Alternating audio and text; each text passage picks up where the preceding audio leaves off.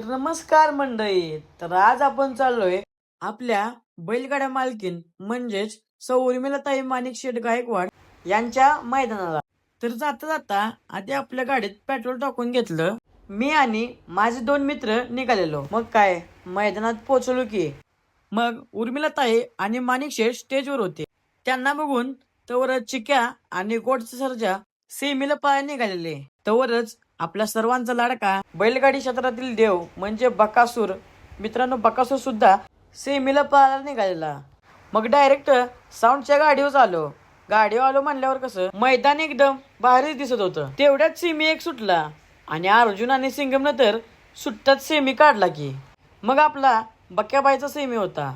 तरी पण बकासूरची गाडी 2 नंबरला उतारली. तिथनं मूडच ऑफ झाला. तेवढ्यात पण सेमी शेवटचा सुटला आणि त्या सेमीत चिक्या आणि सर्जा होते. त्यांनी पण सेमी एकदम फरकाने पास केला. मित्राने आणले पिरू. मग काय सुट्टी देतोय वे घेतले वरच खायला. तेवढ्यानं काय पोटच भरलं नाही. मग यांनी आणली भेळ आणि भजी. त्याला काय बुकना उठवलं.